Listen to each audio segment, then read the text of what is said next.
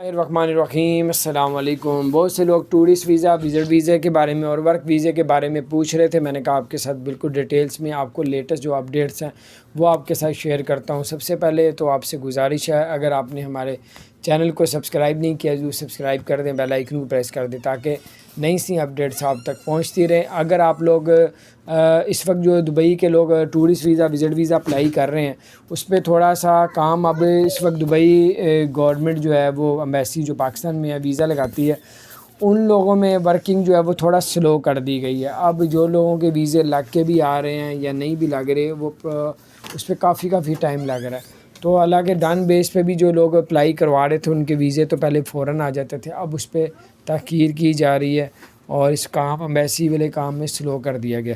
تو اس کے علاوہ اگر آپ نے ٹورسٹ ویزا لینا ہے، وزٹ ویزا لینا ہے، تو اس کا طریقہ کار یہی ہے کہ آپ فیملی کے ساتھ اپلائی کریں یا ڈن بیس پہ اپلائی کریں۔ ڈن بیس پہ بہت مہنگا پڑتا ہے، اور اگر آپ کسی طریقے سے بھی ٹورسٹ ویزا، وزٹ ویزا لگوا لیتے ہیں اور پھر آپ دبئی چلے جاتے ہیں، اگر آپ کو وہاں پہ جاب مل جاتی تو آپ کا وہی ویزا ریزیڈنٹ پرمٹ میں تبدیل کر دیا جائے گا۔ کوئی اس میں چینجنگ نہیں کی کورونا کی وجہ سے۔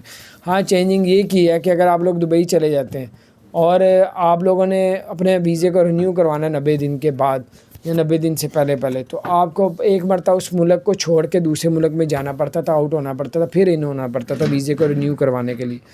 تو اب وہ شرط ختم کر دی ہے دبئی نے، اب آپ لوگ نہیں بھی آپ آؤٹ ہوں گے تو آپ کرونا کی وجہ سے یہ شرط بھی ختم کر دی گئی۔ تو زبردست خبریں آ رہی ہیں۔ اور ورک ویزے کے بارے میں آپ کو بتاتے ہیں، اگر آپ لوگوں نے ورک ویزا لینا ہے دبئی کا یا یو اے کا، تو ورک ویزا پہلے آؤٹ سائڈ پورے یو اے نے پاکستان پہ، انڈیا پہ پابندی لگا دی تھی، اب وہ اوپن کر دی ہے۔ اب آؤٹ سائڈ کی جتنے بھی لوگ ہیں وہ اب لوگ ورک ویزا کسی کمپنی کے تھرو بھی لے کے جا سکتے ہیں۔ تو اب جانا کیسے آپ کو دوسری ویڈیو میں بتاتے ہیں کہ کس طریقے سے ویزا لینے کے بعد آپ جا سکتے ہیں۔ اپنا خیال رکھیں، چینل کو سبسکرائب نہیں کیا ضرور سبسکرائب